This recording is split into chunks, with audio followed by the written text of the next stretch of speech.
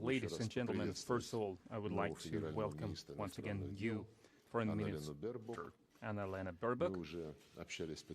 We have already talked on the phone, and now we have had the first meeting in person, and hopefully we will build constructive relations as a result of this. We have talked about matters of the bilateral agenda. Russia is interested in having friendly, neighborly relations with Germany based on the principles of equity, respect, and taking into consideration interests of both parties.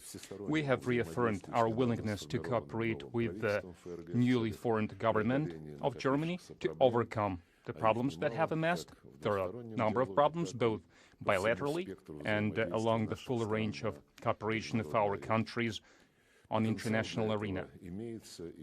There is a potential to do that, good potential. We have stated the increase of the trade turnover between Russia and Germany if we compare it with the years 2019-2020.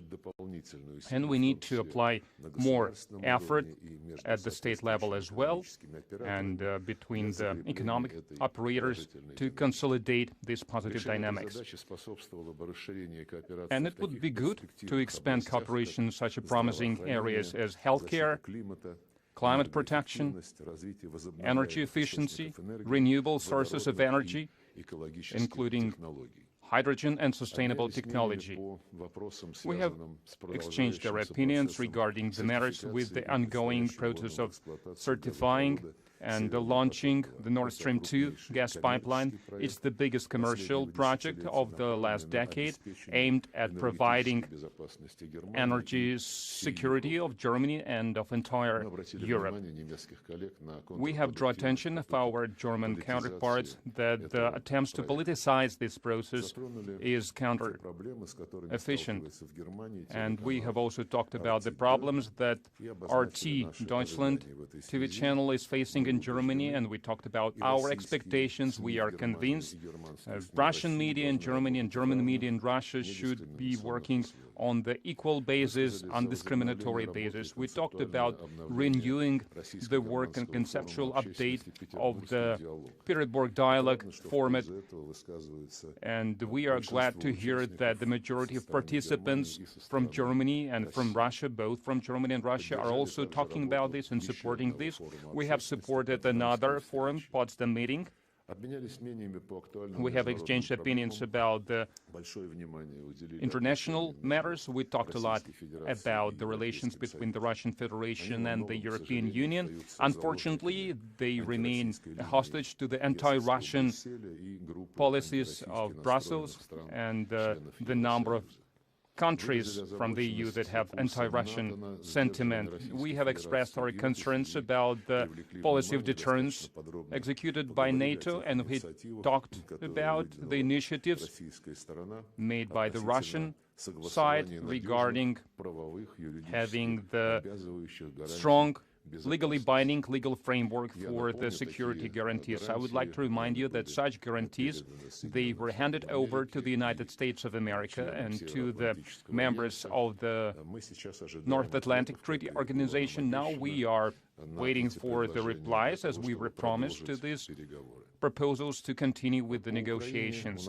As for Ukraine, we have mutual understanding that there is no alternative to the Minsk package of measures. We have drawn attention of our counterparts to paint Russia as a party to the conflict, and there were such attempts recently, and attempts to put the burden of responsibility to Russia that there is no progress in the development regarding the Minsk measures. Hopefully, the Western counterparts will influence their key partners so that they fulfill their obligations. And we exchanged our opinions about the potential of working within the Normandy format and what steps have to be taken so that within the framework of this format, we could facilitate the implementation of the Minsk package by activization of the contact group work, where represented are both Kyiv and Donetsk and Lugansk.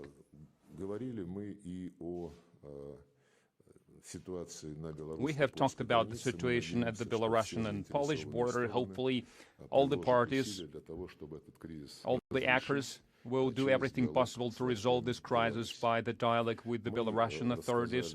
We have talked about applying peacekeeping potential of the CSTO to stabilize the situation in Kazakhstan.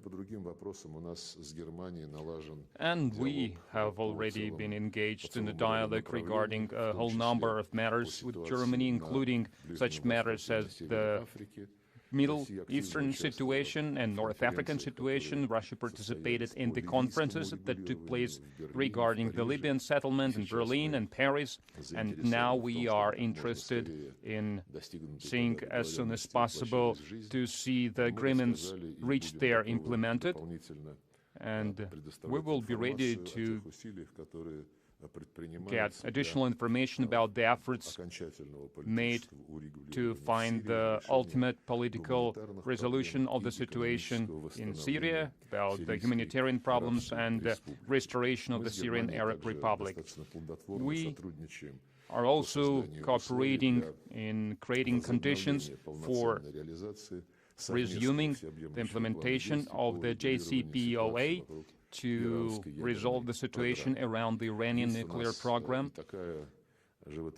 And we also have another pressing issue, such as Afghanistan situation and Afghanistan, and we share the same approach regarding the most principal matters in the Afghanistan agenda. It concerns the stopping the threats about expansion of terrorism and drug trafficking, and the increase of the migration flows, and the necessary to deliver humanitarian aid to the people of the country.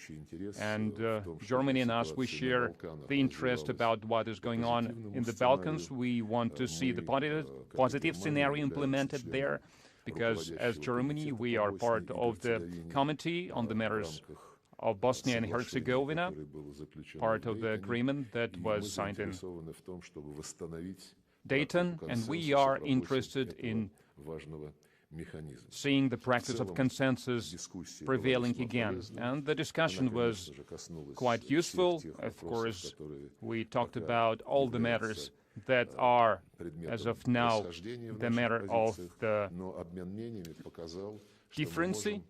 difference in our position, but we have exchanged opinions, and it showed that we can make progress, we can overcome these differences for the benefit of our peoples and for the benefit of the goals that the international community is facing regarding the number of crises happening in the world. And I'm grateful to the minister and to her delegation for this work that we have done together. Thank you. Schönen guten Tag auch von meiner Seite, lieber Kollege, herzlichen Dank. I would like to greet you on my behalf as well, my dear counterpart. Thank you so much for inviting me, for hospitality shown to me, extended to me in Moscow. It was important for me as soon as possible after assuming office within the new government to travel here, and I have come here with a thick dossier because we have so many things to talk about, because sometimes we have fundamental differences of opinions, and this dossier is big also because the number of topics where we see possible progress, potential progress in relations between Russia and Germany, because these things play an important part in our common European home, because we have been living in peace with each other for decades, and we are interested in seeing stable relations and having stable relations with Russia. Germany is a nation of traders, so we like to trade. 14,000 young Russian people studying in Germany. No other country has so many Russian students in their colleges, and more than 1,000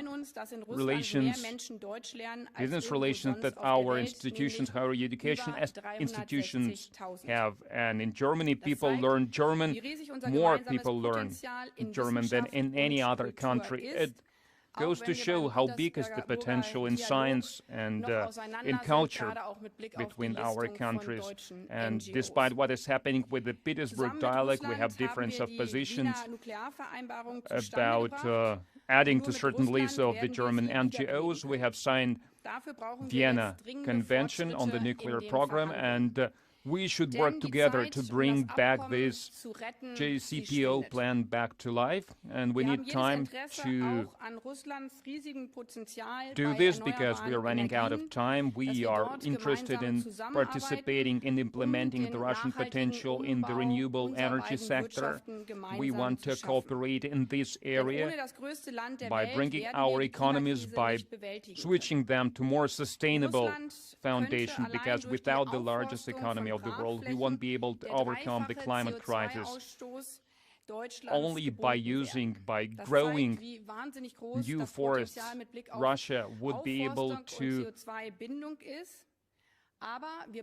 help a lot with stopping CO from growing even further. But we want stable, reliable Russia to provide Europe with gas, because we are going to need it for a number of years more.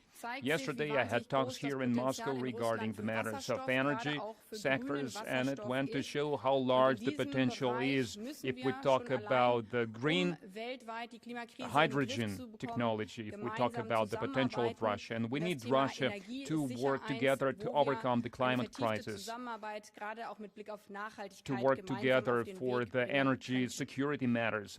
As for the sustainable development in this area, the role of Russia is also very important. A lot of subject matters we talked about, we have talked about them again now, and Russia is really dependent in terms of trade and science and cultural exchanges. We are interested in keeping the European world order together, where everyone follows the same rules and everyone can rely on these rules. We are not going to have a safe European home if we are not going to have joint rules, universal rules everyone can rely upon when they make economical exchanges, when they make cultural exchanges, when they have friendly relations or family relations, or having other kind of exchanges between the countries. So these rules should be a fundament for our common European home. For Germany, it is the foundation of our existence, so we have no other alternative but to protect our rules, common rules, universal rules, even if we will have to pay a high economical price. European Human Rights Convention is part of this framework, legal framework. All the countries agreed to implement the decisions of the Human Rights Court, and the case of Navalny should be mentioned, like the case of Memorial as well. The UN Charter is also one of such documents, Final Helsinki Act and the Paris Charter, where all our states assumed obligation not to threaten each other with the use of violence. In recent weeks, more than 100,000 Russian troops and military equipment were amassed next to the Ukrainian borders without any visible reason to do so, and it's hard not to see it as a threat, to see it as anything else. From the moment I assumed office, the majority of the negotiations is done around not how we can cooperate with Russia, how we can deepen our cooperation with Russia. Most of the negotiations are about the steps we can do as G7, as EU, as NATO, what kind of steps we can take against the situation that is happening with Russia. If it will implement its threats, put it into life, its threats of using violence. We didn't choose this line, but we are not going to go away from this situation, to hide from this situation. Russia demanded security guarantees, and we emphasize it once again. We are ready to engage in a dialogue about the mutual steps, about the mutual agreements that will strengthen our European security, will strengthen the security of people in Riga, in Bucharest, in Berlin, in Petersburg. We have already started talking about how these mutual steps could look like, steps to strengthen the security under the umbrella of OC and Russian-NATO Council. So to us it was the first good step towards such dialogue, and the fact that at the very first meeting that took place after a lapse of number of years, we didn't manage to resolve all the problems within a number of hours. So it shouldn't surprise anyone. It shouldn't come as a surprise to anyone. And we think it's important to make the Normandy format negotiations comprehensive and meaningful, to move on towards the implementation of the Minsk Accords, because that would be another step towards strengthening the security in Europe, security for all of us. Yesterday in Kiev and today here in Moscow, I discussed these steps. I talked about these steps. We have talked about the proposals made by each party, and we talked about how we can start this process again, resume this process again at all levels. And it is important regarding Normandy format, regarding Minsk Accords. We were happy to hear that everyone still sees these formats as important, as vital, and we are ready to continue working within the Normandy format to prepare another meeting under this format. My dear counterpart, Mr. Lavrov, before this meeting, on behalf of the federal government, on behalf of my compatriots, my fellow German citizens, I have once again showed my respect to the tomb of the unknown soldier. Being there at the German foreign ministry, it fills me with humility.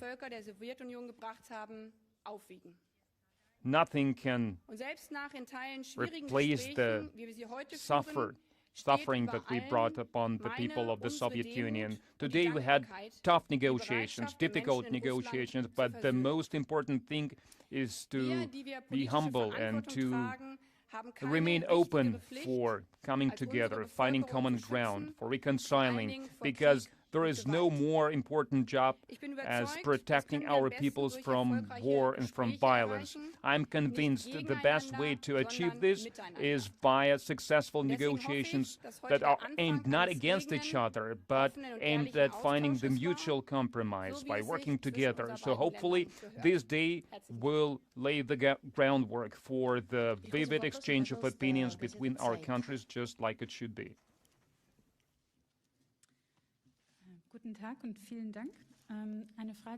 Thank you very much. I've got a question to both. Minister, Germany, for a number of years, played a special role in the EU in regard to the dialogue with Russia. When no one could talk to Russia, Germany still did this and was criticized because of that a lot of times. So, do you think Germany will still play this special role with the new government as well? Mr. Lavrov, question to you. Germany emphasized its willingness to engage in a dialogue. And Russia, but at the same time, Germany emphasizes that if there is an escalation of conflict with Ukraine, there will be dire consequences. What could be the gravest consequences that the government of Russia were threatened with, and what possible consequences you talked about? The dialogue will only be successful if we will sit at the same table of negotiations. So that's why, for me, it's so important to work with all the other stakeholders of the nations from the European Union, nations from the G7, to do everything so that under the current situation, we could go back to the table of negotiations. And yes, as the German foreign minister, I want to do all I can to do this, to help with this. So in recent months, I have been really involved with this. So it's almost exclusively was my job to go back to negotiations. That's why yesterday I traveled to Kiev. Today I have come to Russia, and we will continue our negotiations in the spirit of how we could go back to the Normandy format to talk again, to negotiate again. I didn't really understand the question. You said that Germany threatened with Russia. What would be the consequences of this? Did I get the question right? Or if you could repeat the question once again.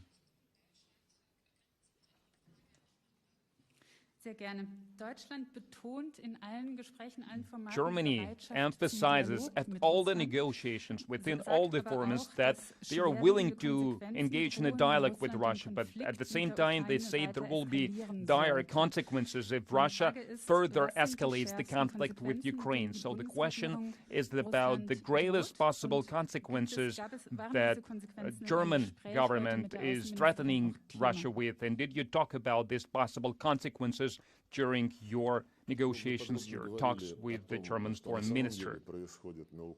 We talked about what is going on in Ukraine, around Ukraine, and first of all about what is going on with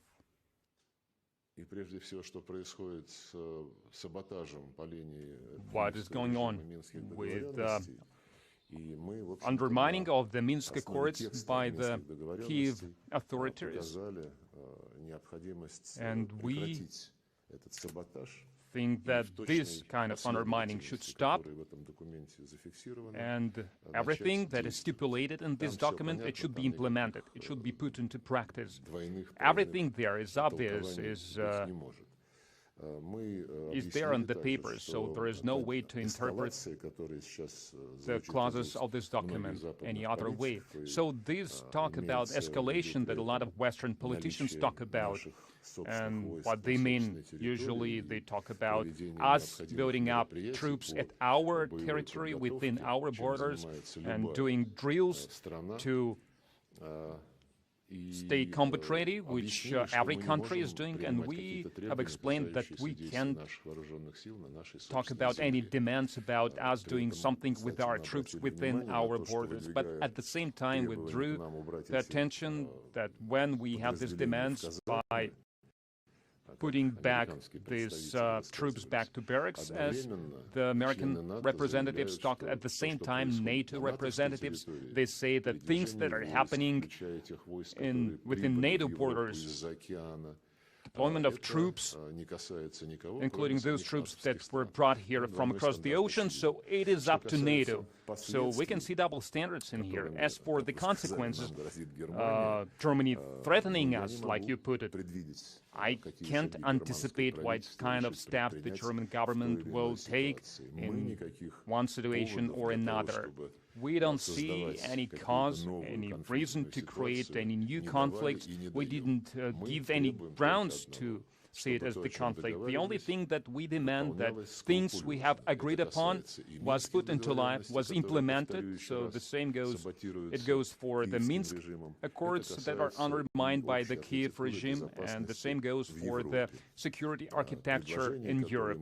The proposals that we have handed over for the consideration of the United States and of NATO, they are built on the solid ground, on the agreements reached at the OSCE summit in Istanbul 1999 and in Astana in 2010. And this agreement says clearly, yes, every country can choose an alliance for themselves, but in that very sentence it says that every country should protect its security so that it didn't threaten the security of any other country. And we have asked our German counterparts, just like we asked our American counterparts, to explain us how do they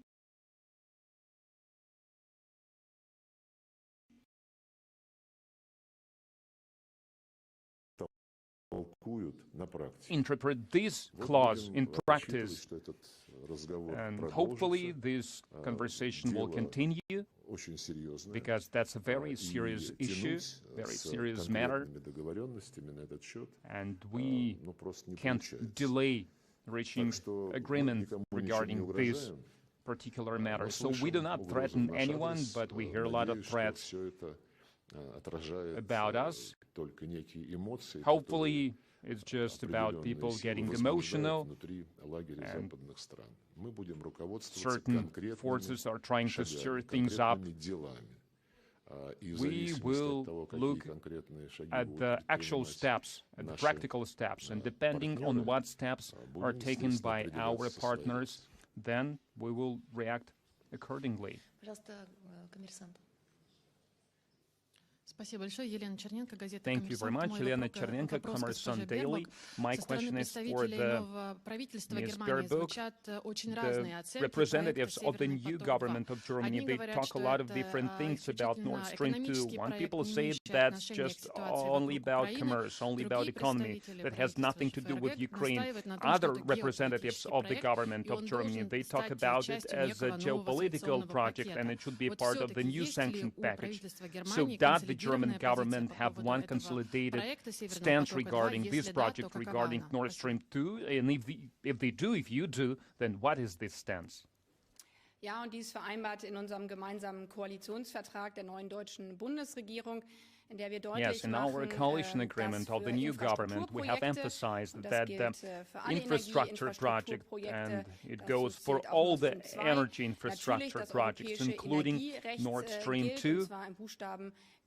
So we use the European and European energy charters, both in spirit and in its interpretation. So now we are certifying this project, and at the moment this procedure is put on hold, and we have emphasized it at various levels. Our government was talking about this, that if energy will be used as a weapon, then it will have consequences, certain consequences, including in regard of this particular pipeline. Vielen Dank, Alexander Ratz von Reuters. Eine Frage an Sie beide, Frau Ministerin. Thank you very much, Reuters. I've got a question for both ministers. After your talk, so how possible is it that there will be a new meeting of the Normandy format for the foreign ministers? Could you talk about the possible timeline? And wouldn't it make more sense to invite the United States to participate within this format? It was just still the first meeting in person between us. We talked about a whole range of matters, and we will continue to talk about them during lunch. And probably you heard about the implementation of the Minsk Accord, of the Minsk package. So we have a different viewpoint, divergent viewpoint, so it is important to continue to talk, to continue to negotiate, because the Minsk agreements, Minsk Accords were reached as part of the Normandy format negotiations, so it is important to go back to the table of negotiations within the Normandy format, and that's a preliminary outcome of our talks. We will do everything we can to make new steps in this direction. You are all well aware of our position. To us, it doesn't matter when we meet, but what we meet for. To meet just for the President Zelensky to say that by his initiative, a number of important people gathered together, and he thinks that's the extent of his mission. We don't need these kind of meetings in Paris, and we talked about this as well. In 2019, there was a summit of the Normandy 4, where the negotiations were quite tough, but by all participants of that summit, there were a number of steps endorsed by all the participants that should be done by the Kyiv authorities, first of all. And nothing has been done in this regard. And there are a lot of examples how the Ukrainian leadership sabotaged the ceasefire agreements. That's why, for us, it is important to have a clear understanding what we will be going to the Normandy format meetings for. And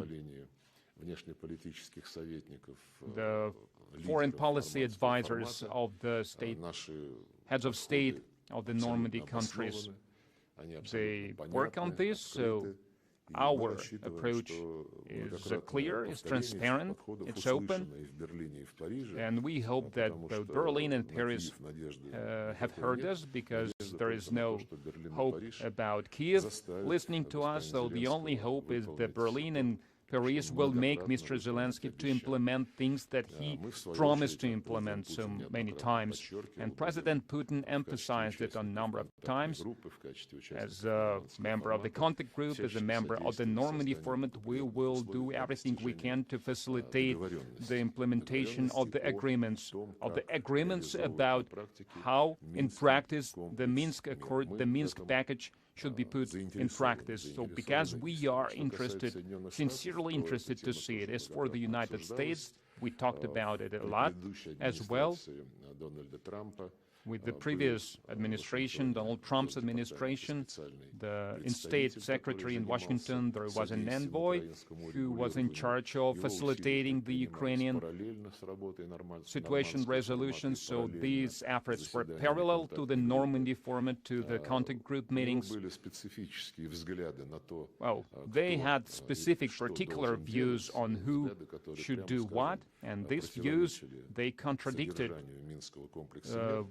to what was stipulated in the Minsk Accords, but I have already said that we have all reasons to believe that the current administration have more realistic views on what is going on with the Ukrainian situation, with its resolution, and they agree that the most urgent problem is the special status of Donbass. As soon as there will be clarity in this regard, in regard of the authority that, according to the Minsk Accords, the Donetsk and Lugansk should have, all other matters will be much easier to resolve, because now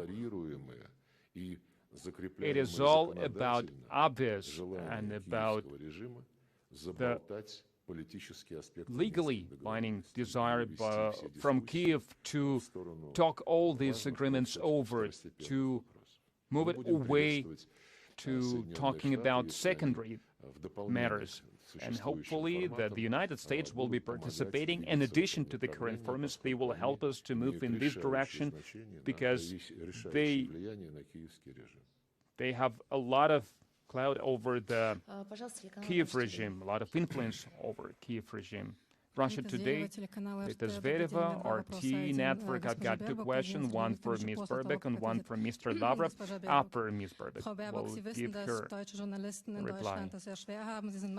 You know that in Germany, Russian journalists have really hard time, and so they are suppressed, so they are discriminated against, and regulators, they don't want Russia Today Germany to broadcast in Germany, but we know that the European Convention about the transnational broadcasting that Germany signed as well supports us, but still we are facing these problems. We are having these problems with the German Alliance of Journalists. They want Russia Today be banned from Germany, so we can't do our jobs despite of receiving a lot of international awards, Emmy awards. We haven't faced problems like these anywhere, because there is a European Convention on Human Rights that the government is responsible for allowing free access to information, providing free access to information for all kinds of opinions. But we don't see it, we don't have it, so can we say that we will get support from the German government regarding our broadcasting efforts in Germany? Russia Today Germany is working in Germany. They are broadcasting in internet, online, and the network is in top 4 of the international media, and journalists, they always have access to any kind of journalist activities, to the government press conferences and press briefings. Russia Today is always represented there. You attend every rally that happens in Germany, and speaking about state interference in this regard, so that's just not true.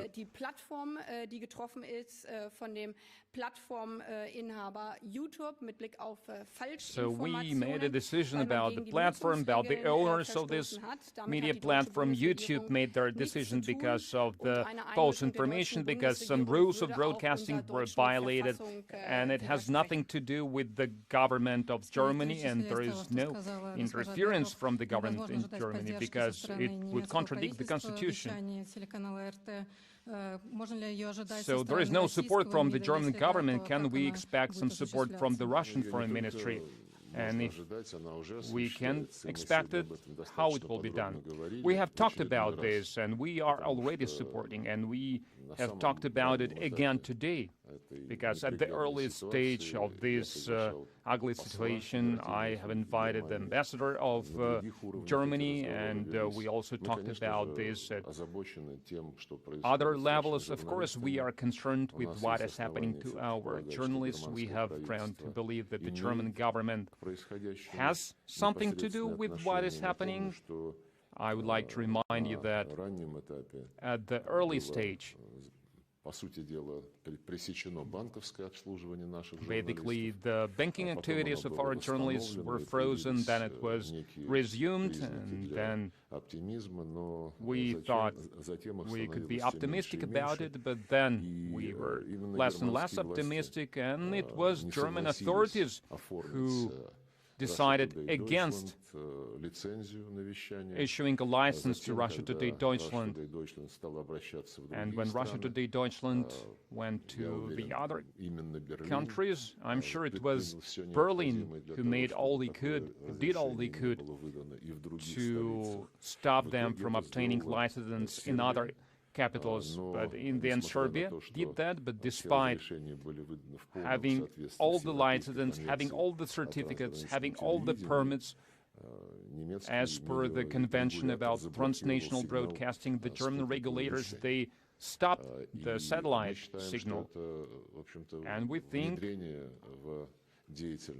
it is interference with independent journalism. It contradicts not only European Convention on the Transnational Broadcasting, but a number of other conventions by UNESCO, by Council of Europe. It contradicts agreement achieved within the OSCE about non-blocking the access to information. And Germany is the signatory to this convention. They will take certain measures that would stop discrimination of the RT Deutschland network, because we have no interest in applying some sanctions on our behalf. But now we are expecting some practical steps from our German counterparts. I don't want to talk even about what kind of action should be done. What matters for us is to see Russian journalists feeling comfortable and not feeling as if they were discriminated against. And when we will see that's what is happening, then we will think that this situation is resolved. Once again, I would like to emphasize, we don't want to create any obstacles, any barriers against the German journalists' work within the Russian Federation. But if we have to, we will be forced against our wish to counter these actions with our own sanctions. So that's the situation we have now. So yes, let's have something merrier. We don't want to end with this kind of question, with this kind of talk. Very briefly, to continue the subject matter of RT, as Minister, we would like to address your attention and the new government attention, how dangerous it is to politicize the matter of stopping our counterparts, our colleagues, to perform their duties, because we are parts of the Russian Union of Journalists. So we have prepared an official appeal to you, so we use this opportunity to address, to talk to you, so hopefully it wouldn't make your dossier even thicker, the dossier that you traveled to Moscow with. Thank you. Is that it? Ich kann nur mal unterstreichen, dass bei uns die Pressefreiheit bedeutet, Once again, I would like to emphasize that the the freedom of journalists that we have, it only means that there could be no government interference in this regard. The Constitution stipulates it clearly. It forbids the state broadcast. It doesn't matter, be it the United States or Russia. That's why our competent agencies are in charge of all these matters. Is that it? Thank you.